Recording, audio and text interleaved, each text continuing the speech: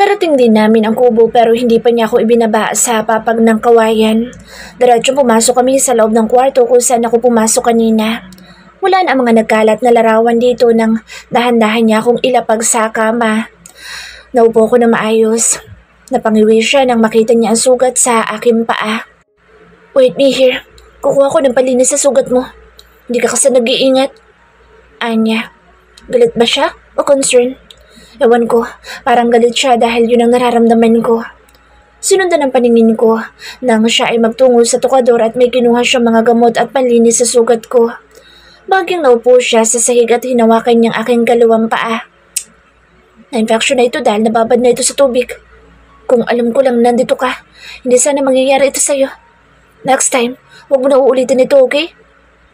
Anya, habang nililinisan niya ang sugat ko. Bawat lagay niya ng betadine sa parteng may sugat ay napapahipan pa ito. Sorry, akala ko kasi ayaw mong may storbo ka rito. At gusto mong mapag-isa, kaya ka nandito. Sabat ko. Naku Dale, ang puso ko. Huwag ka masyadong sweet sa akin dahil mas lalo kitang minamahal. Ani ko sa isip. Still hurt? Tumingin siya sa akin nang matapos niya na itong gamutin. Okay na, hindi na masakit. Salamat. Ani ko. Magaling ka kasing gumamot. Sa loob-loob ko. Tumayo siya at ibinalik ang mga gamit sa tukador. Napatingin na lang ako sa kabuuan ng kwarto nang magawi na lang ang aking paningin malapit sa pinto. Nandoon yung mga larawan sa may basurahan. Nangunot ang noo ko kung bakit nandoon ang mga iyon. Napangiti na lang ako. Sana, totoo itong kutob ko. Saan ka matutulog? Tanong ko sa kanya dahil naglalatag siya ng banig sa sahig. Dito. Turo niya sa sahig. Parang may kung anong kirot na tumusok sa aking puso. Oo nga naman, hindi sapat ang kasal kung hindi niyo naman mahal ang isa't isa. Ganoon lang dahil may kasunduan kaming dalawa. Pero nasasaktan ako. Bakit yun ka pa matutulog sa sahig kung pwede naman dito? Maluwag pa naman itong kama. Ani ko, dyan ka na matulog. Okay lang ako dito, Sofia. Sige na, magpahinga ka na dyan at maaga pa tayong aalis bukas. Anya, nahiga na ito sa sahig na may latag na banig at makapal na kumot. Wala siyang suot na damit pang itaas nang ipikit na niya ang mga mata niya. Napasimangot na lang ako dito sa kama habang ang mga mata ko'y nakatuon sa kisame. Hindi ako makatulog ngayon. Ayaw akong dalawin ng anto kaya nagpa siya muna ako lumabas ng kwarto. Tinungo ko ang likod ng kubo at naupo dito sa may kawayang papag. Pinagmasdan ko ang nagkikislapang mga bituin sa langit habang nasa malalim ako ng pag-iisip. Don't overthink, Sofia. Just let it go. Just love him even if he doesn't love you. It's good to love even when it hurts. Just let the heart ache. Go with the flow of what you feel. And the most important thing is, you love him. Kusang tumulo mga luha ko dahil sa sakit na nadarama ko. Ipinakit ko na lamang ang mga mata ko kahit ramdam ko ang lamig dito sa labas. Mariing napayakap ako sa aking katawan habang patuloy ang pag-agos ng aking mga luha. Hindi ko alam kung bakit naging emotional ako ngayon dahil ako lang naman kasi nagmamahal sa kanya. Nang mahimas-himasan na ako, binala ko na rin pumasok sa loob pero hindi ko akalain na makakasalubong ko si Dale. Dito, nang papasok pa lang sana ako sa loob ng kwarto. Mariing napatingin siya sa aking mga mata na ikinakunot niya pa. Are you crying? Umiling ako. Napuwing lang ako, Dale. Nalagpasan ko siya ngunit agad niyang hinawakan ng aking braso saka hinila. Napasandig ako sa kanyang dibdib. Nabigla ako nang kusang kumilos ang dalawa niyang kamay sa aking likod. Niyakap niya ako at ikinulong sa akin niyang mga bisig. Dale, usal ko. Tumingala ako para tingnan siya. Tipid siyang umiti. Alam kong umiyak ka, Sofia, at hindi ka napuwing. Bakit ka umiiyak? Bakit gusto mo malaman? Kung sasabihin ko ba sa'yo, maniniwala ka ba? Tipid itong napatawa. Baka naman gusto mo lang ako makatabi sa kama kaya ako umiiyak. Na ikinaawang ng aking ibabang labi. Halika na nga sa loob. Nahiya ka pang sabihin eh. Sabay buhat niya sa akin na pang bridal wedding. Sobra akong kinabahan sa mga ginagawa niya. Nasasanay na ata siyang buhatin ako. Dale, ano ba? Ibaba mo na ako. Hindi ka nakakatuwa ha? Asiko ngunit tumawa lang siya. Huwag ka nalang malikot. Sa kama kita dadalhin. Matutulog na tayong dalawa sa kama. Baka kasi gusto mo lang ako makatabi kaya ako umiiyak eh. Napawang ang aking ibabang labi dahil sa kalokohan ni Dale. Pero lihim akong kinilig sa kanya. Ang gaan mo, Sophia. Dapat kumain ka ng marami, okay? Anya, sa kadahan-dahan niya akong inihiga sa kama. Ngumiti ito na magtamang aming mga mata. Hindi pa naman siya umaalis dito nang ihiga niya ako. I hope this night will last forever. Anya, sa kanya ako hinalikan sa aking noo. Lumakas ang kaba sa aking dibdib nang tabihan niya ako rito. Marahang niyakap niya ako. Parang hinela niya ako at dinala sa kung saang alapaap. Parang gumaan ang aking pakiramdam sa ginawa niyang ito. Do you feel okay now? Anya sa matamis niyang boses. Pinaharap niya ako mula sa kanya. Mas lalo pang lumakas ang kaba na aking nadarama ngayon nang magkaharap kami. Tipid akong ngumiti dito. Okay naman ako, Dale. Di mo na kailangan gawin ito. At bakit hindi ko kailangan gawin ito? Dahil ba natatakot ka na baka gawin ko sa iyo yung sinasabi ni Lolo?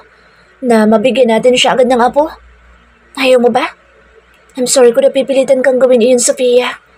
Wala na ba akong chance para... Naikinanguso ko. Hindi niya na ituloy ang nais niyang sabihin. Para ano, Dale? Alam kong kasal ka sa akin kaya hindi mo kaya ibigay ang nais ni Lolo. But I'll try, Sophia. Mahirap kasi sa sitwasyon natin ito.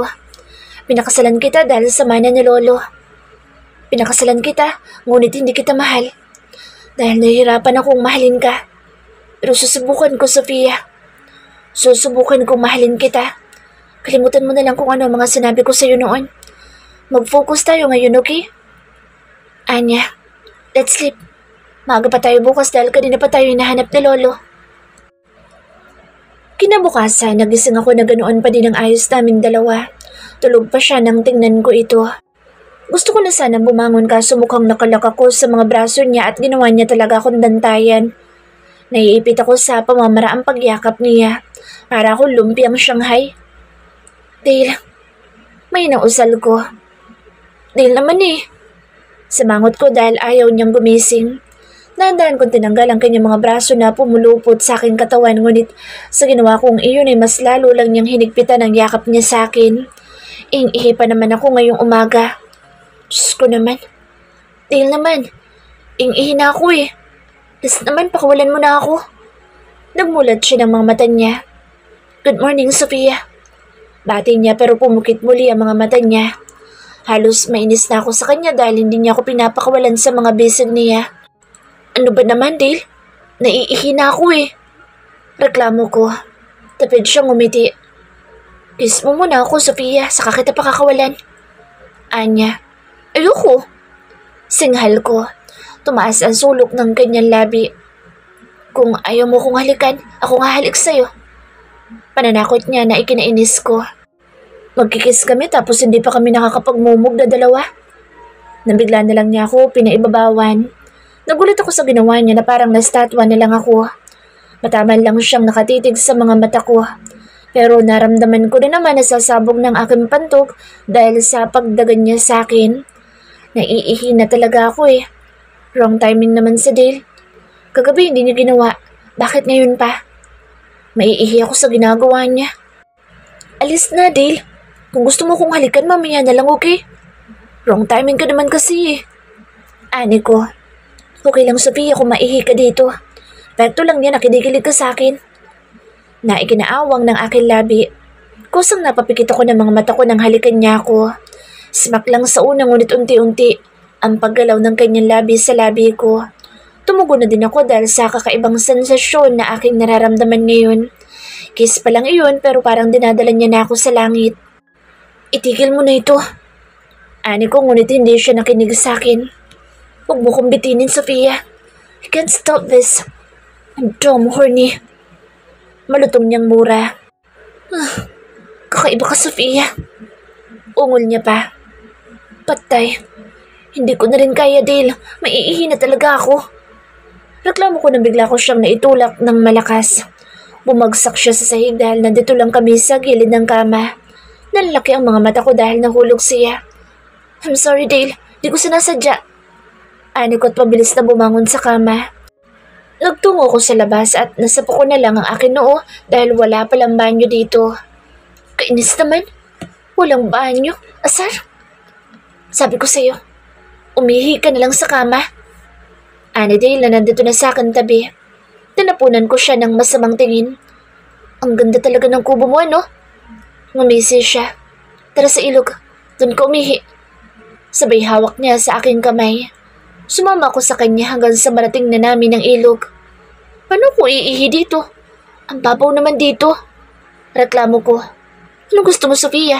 Doon ka sa malalim iihi na may maraming linta o dito sa ibabaw na walang linta? Anya, umihi ka na dito. Wala naman sasilip sa'yo dito. Niloloko mo lang ako eh. Sabay nguso ko. Umalis siya sa aking harapan. Uy, saan ka ba pupunta? Tanong ko dahil iniwan niya ako dito kaya sinundan ko siya. Hintay, Dale! Tawag ko. Huminto siya at pinamawangan niya ako. Saan ka ba pupunta? Bakit mo naman ako iniwanan doon? Gusto mo bang malaman, Sofia, kung bakit ako umalis? Tumango ako na ikinangisi niya. Di ba sabi ko umihi ka na? Wala kasi akong kasama doon eh. Di ako sanay magbaba ng short ko. Ani ko na gusto niyang matawa. Napangisi siya. I think you need the help. Ako na lang magbababa ng short mo kung hindi ka sanay magbaba ng short mo. Na ikinaawang ng ibabang labi ko. Mali yata ang pagkakasabi ko. No, Dale. Mali yung pagkakaintindi mo. Ani ko na ikinagulat ko sa paghakbang niya. Kinakabahan ako at napatakbo ako agad ngunit hinabol lang niya ako. Nahuli niya ang bawang ko at mariin niya itong hinapit. Sa ginawa niya iyon, doon ako nakaihi. Dahil sa akmang pagbuhat niya sa akin, natampal ko ang braso niya dahil sa ginawa niya. Ibinaba naman niya ako. Gusto ko maiyak dahil nakakainis siya. Aalis na ako. Ani ko at nagtungo ko sa mas malalim na parte ng ilog para maghugas ng panghinan sa luwal. Nagtanggal muna ako ng suot kong t-shirt para hindi ito mabasa at para may gamitin ako mamaya sa pag-uwi namin. Pero heto na naman siya at nakasunod siya sa akin. Hey, Sofia, are you mad at me? Tanong niya. Hey, Sofia, stop! Malalim na dyan. Pagpapatigil niya sa akin. Doon ka muna, Dale. Maliligo muna ako. Ani ko na nakatalikod mula sa kanya. Nandito na ako sa malalim na parte at nasa kalahating bawang ko na ang lalim. Danig ko lumusong si Dale sa tubig at hindi ko na alam kung nasaan na ito nang lingunin ko siya. Nang bigla na lang na may kumapit sa mga binti ko. Nagtatalon ako dito sa tubig nang bigla ang pag-ahon niya. Uwisit ka? Inulit mo ako. Ani ko na ikinatawan niya pa. Aalis na sana ako sa kanyang harapan nang hapitin niyang aking bawang. Napadikit ako sa malapad niyang katawan at sumasabay pa itong pagpitik ng puso ko. Naglakbay ang mga mata niya sa buong katawan ko na halos mahuhubaran na ako sa klase ng paninitig niya. Napalunok ako ng aking laway nang pasadahan niya ng tingin ng aking dibdib. Ngayon ko lang napansin. You look beautiful, Sofia. Napasimangot ako dahil sa dibdib lang naman siya nakatingin. Itinulak ko siya. Ang manyak mo. Ani ko. What the? Sofia naman. Mali ang iniisip mo. Giit niya sabay talikod ko at pabalik na ako sa kubo ngunit bigla niyang hinawakan ng aking kamay. Please, Sofia. Stay here as long as I want.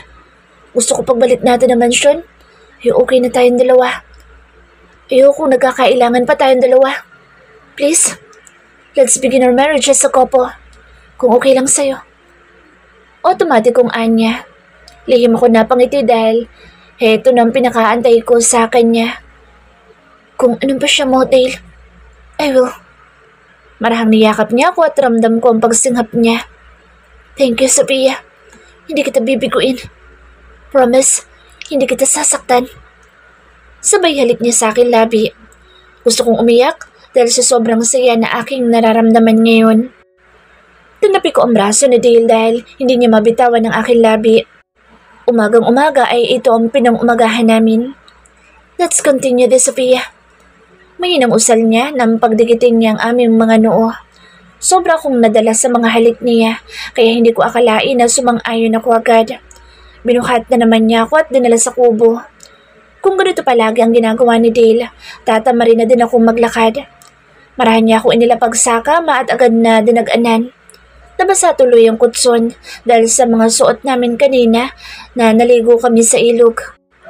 Are you happy that I am the man you married, even though you knew what I wanted from the beginning? Tumango ako. But why? I want to know it, Sophia. Hindi ko alam kung magsasabi ba ako ng totoo kung nararamdaman. Ngunit nandito na. He wants to know the truth. Dale, mahinang usal ko habang nakatitig ako sa mga mata niya. Gusto mo talagang malaman kung anong totoo? Kung bakit ako pumayag? Tanong ko at bahagyang itinaas niya ang dalawa kong kamay sa taas ng ulo ko.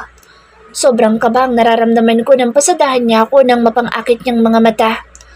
Mariing napakagat ako na ibabang labi habang pilit na iniiwasang salubungin ang paninitig niyang iyon. Please tell me, Sophia. I can't wait to hear your answer. Look at me. Okay lang sa akin kung ano man magiging sagot mo. Anya, parang umurong ata ang dila ko. Hindi ko masabi sa kanya na mahal ko na siya noon pa. Paano ko ba sasabihin iyon sa kanya? Please, Sophia, tell me. Pamimilit niya. Dale, mahal kita. Lakas loob ko sagot na hindi nakatingin sa kanya. Ayoko makita ang kanyang reaksyon dahil natatakot ako. Really? Totoong mahal mo na ako? Ang kulit mo, Dale. Oo nga, mahal kita. Hindi ka naman bingi, di ba? Pagtataray ko, sumilay ang ngiti sa kanyang labi. Say it again, Sophia. I want to hear that words na mahal mo ko. Say it again, in front of me. Tumingin ka sa akin, Sophia. Tanapunan ko siya ng peking ngiti. Ang kulit mo, Dale. Kapag sinabi ko yun, umalis ka na sa ibabaw ko, ha? Bigat mo kasi. Gutom na din ako. Reklamo ko. Mamaya na, okay? Ikaw na munang kakainin ko. Anya na ikinalaki ng mga mata ko. Huwag ngayon, Dale. Please. Nakakabitin ka naman. Anya na mukhang nabadtrip ito. Hoy, Dale. Mayos ka, ha? Busugin mo muna ako bago yung iniisip mo. Gusto mo ba mahina ako habang ginagawa natin iyon? Naikinatawa niya. Ilis na. Nainis kong sabi nang bigla na lang niya akong hinalikan sa akin labi. Mukhang nawiwili na si Dale na gawin ito na agad namang tumugon ang labi ko. Hanggang sa maramdaman ko na lang mainit niyang palad na naglalakbay na sa aking katawan. This day is her first honeymoon. Aniya. Nagiging sensitibo ng aking katawan sa pamamaraan ng pagpapaligaya niya sa akin. Dale? Malakas na sigaw mula sa labas ng kubo. Nagulat kaming dalawa ni Dale at mabilis na umalis siya sa ibabaw ko. Rumihistro agad sa mukha ni Dale na halatang nabitin nito. Galit pa ang mukha niya. Dali-dali din naman ako napatayo dito sa kama at hinanap ang aking bra. Nasaan ang bra ko? Dale, saan mo tinapon? Tarantang tanong ko. Nagsuot na din siya ng kanyang damit at short. Hanapin mo naman. Anikot balisan ako sa mga ikinikilos. Wait, dito ko lang itinapon malapit sa bintana. Anya at bahagyang sumili pa ito doon. Shit, mahinang mura niya. Ano, nakita mo na ba? Tanong ko habang hawak ko ang una na panakip sa akin dibdib. Yes, nandun sa kawayan at sumabit yung bra mo doon. Anya na gusto pa niyang matawa dahil sa kanyang itsura. Natampal ko na lang ang aking noo. Bahagi ako napasilip sa may bintana at nandoon nga yung bra ko na nakasabit sa may kawayan habang inaagos ito ng tubig. Dale! Muling sigaw ni Brent. Nandiyan ka ba sa loob? Akit na ako. Anya na ikinalaki ng mga mata ko. Maghanap ka ng t-shirt mo dyan sa loob ng cabinet.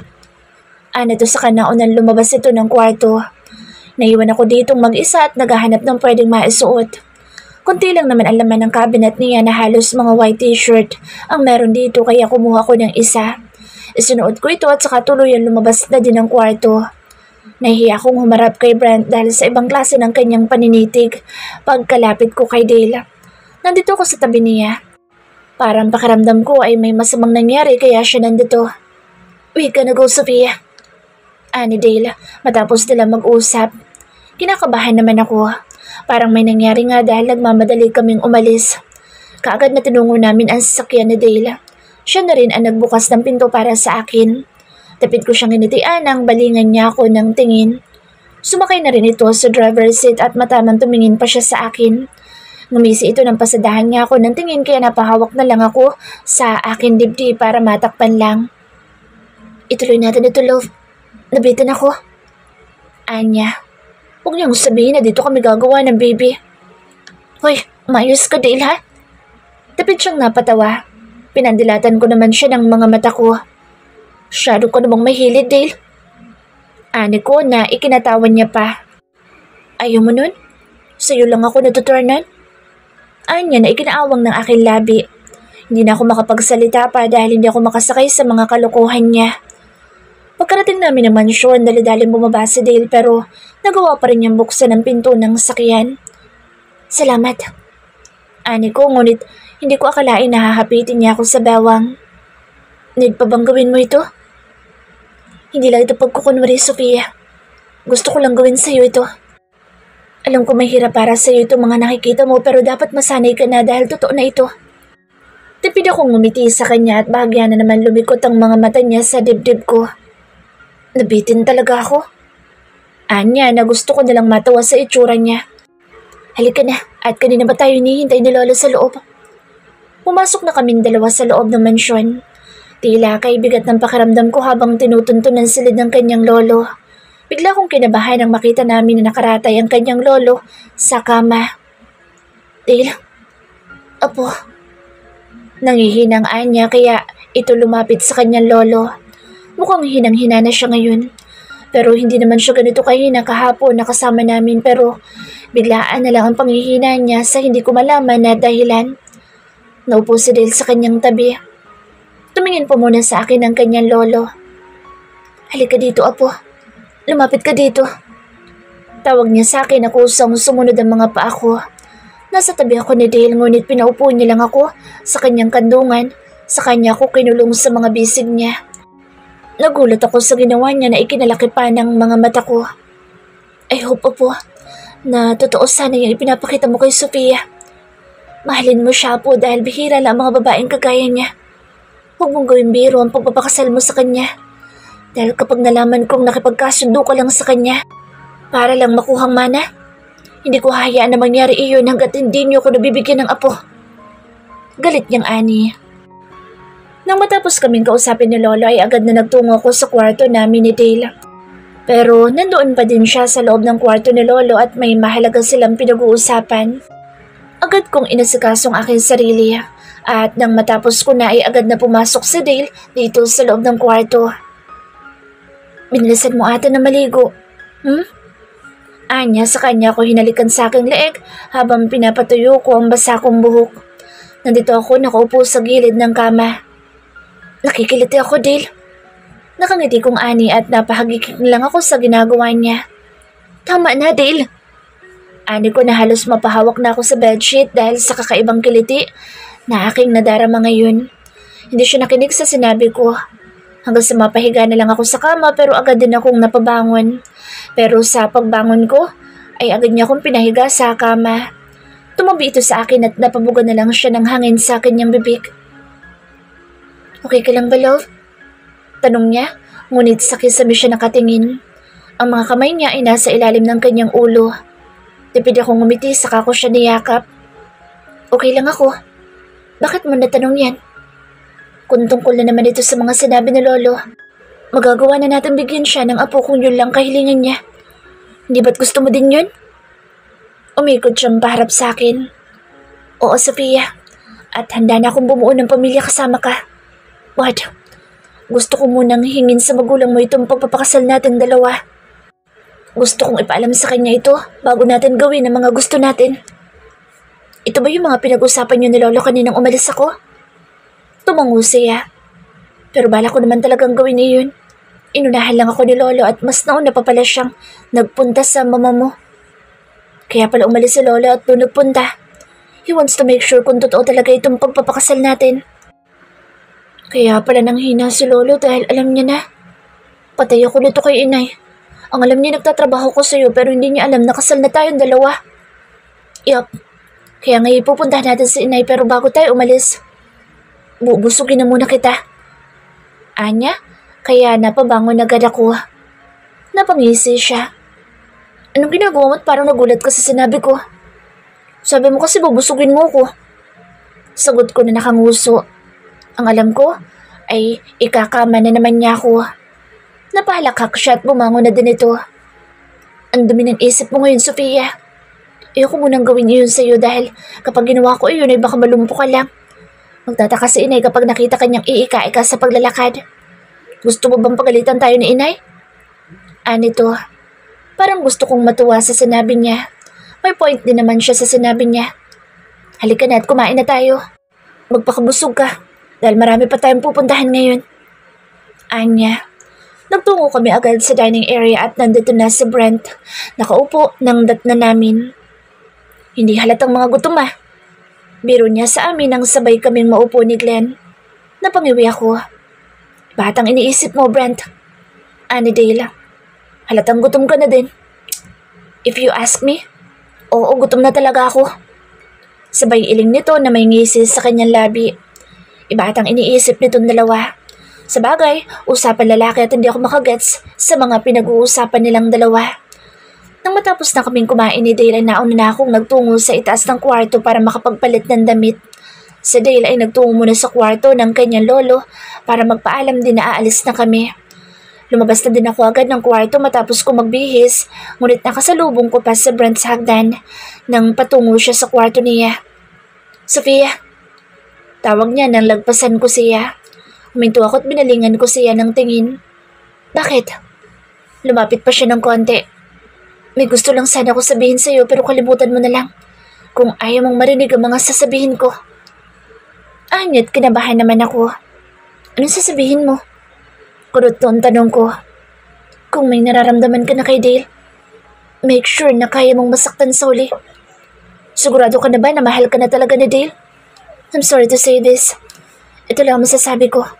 Siguraduhin mong limot na talaga niya ang nakaraan niya. Kasi hindi mo pa totally hawak ang puso niya. Anya, sa kanya ako tinalikuran. May alam na din kaya siya sa kasunduan namin ni Dale? Kaya ganoon na lang siyang makapagsalita. Pero nakaramdam ako ng matinding pagkaba sa dibdib ko nang sabihin niya iyon. Sana mali siya. Alam ko nagbago na si Dale at tutuparin niya sa akin kung ano ang mga pinangako niya sa akin na hindi niya ako sasaktan. Alam ko mamahalin din ako ni Dale at gagawin ko ang lahat para kalimutan niya ang nakaraan nila ni Christine. Ang tahimik mo. Puna ni Dale dahil kanina pa ako tahimik dito sa sasakyan. Pupunta na kami sa Maynila para bisitahin sila inay. Nakauwi na din ang mga ito sa bahay. Balita ko ay maayos na si inay dahil kay Dale na siyang tumulong sa akin noon para magamot siya ng agaran sa kanyang sakit. Parang gusto ko matulog. Sagot ko. Hanggang ngayon kasi hindi maproseso ng utak ko ang mga sinabi ni Brent sa akin kanina. Okay, matulog ka na muna. Gisingin na lang kita mamaya kapag nakarating na tayo sa bahay niyo. Tipid akong ngumiti dito at isinandig ko na lamang ang aking ulo sa may bintana. Baka mangalay ka dyan.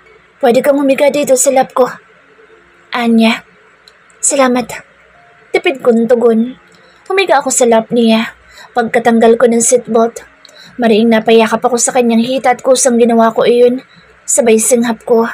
Nang maramdaman ko na lang na may humahaplos sa aking buhok. Masuyo niyang hinaplos iyon. Sana ganito ka na lang palagi sa akin. Sana itotoo na itong mga ipinapakita mo sa akin. Sana mahalin mo ko. Sana makalimutan mo na siya. Sana ako na lang mahalin mo pero natatakot pa rin ako dahil wala pa akong kasiguraduhan na hawak ko na talaga ang puso mo. Dale, mahal mo ba ako? Bigla akong tanong sa kanya habang nakapikit ang aking mga mata. Hindi siya sumagot sa tanong ko. Nananaginip ka ba, Sofia? Tanong niya. Gusto ko man lang sanang marinig mula sa kanya kung talagang mahal niya ako. Pero kahit nagkukunwaring tulog ako, ay hindi ko man lang marinig sa kanya ang salitang mahal kita. Hindi na ako sumagot at kusang tumulo na lang ang ilang patak ng mga luha sa aking mga mata. Tanging paghaplos lang niya ang naramdaman ko sa aking braso. Hanggang sa hindi ko na malaya na nakatulog na din ako. Pagkalipas na maraming oras na biyahe, Sofia, sabay tapik niya sa aking braso. Nagmulat ako ng mga mata ko. Nandito na tayo sa bahay niyo. Bumangon ako sa pagkakahiga ko sa kanyang hita. Sorry ha, nakatulog ako sa biyahe. Ani ko tumikab pa ako ng pagkalalim-lalim. Parang inaantok pa din ako sa lagay na ito. Napangiti na lang ako nang makita kong nasa tapat na kami ng barong-barong naming tirahan. Nang makababa na kami ni Dale sa sasakyan, ay nakita ko na agad ang aking kapatid na babae. Ate! Natutuwa niyang ani at lumabas na din yung isa kong kapatid na lalaki. Sinalubong nila kaming dalawa. Si Inay. Bigla akong tanong kay Patty. Nasa loob, ate? Anya na kinikilig ito kay Dale. Pasok kayo. Pag-aya niya. Pumasok kaming apat sa loob ng maliit naming bahay. Agad na nakita ko si Inay na nagluluto na ito ng ulam. Alam niya ata na darating kami ngayon.